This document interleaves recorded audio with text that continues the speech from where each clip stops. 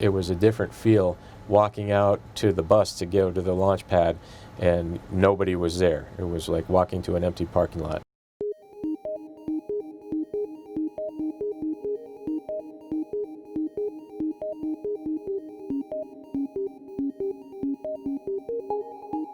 I left America February 28th. It was right around that time frame when the travel restrictions were starting to tighten a little bit.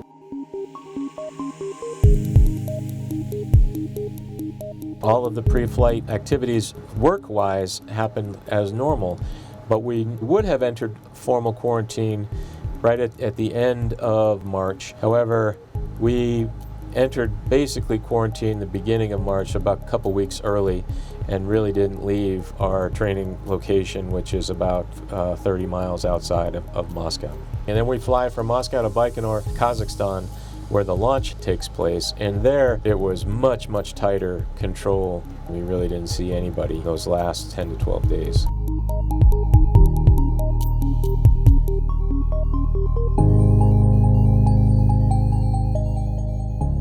Once I got onto that bus, and it's about a 40-minute ride out to the launch pad from where you get your suit on in Kazakhstan, it was just all business and we were focused on the launch.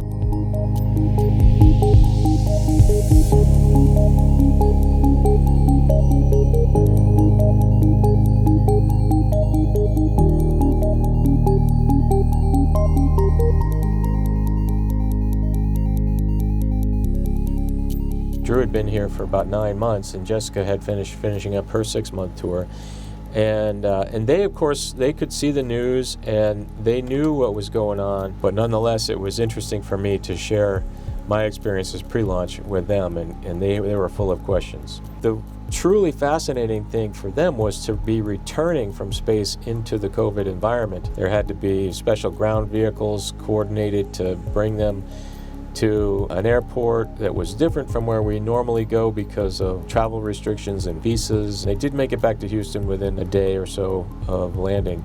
Then they were in quarantine, and it was not the return to Earth that they were anticipating.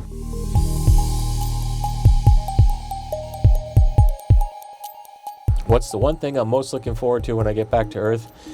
Homemade chocolate chip cookies, fresh baked out of the oven.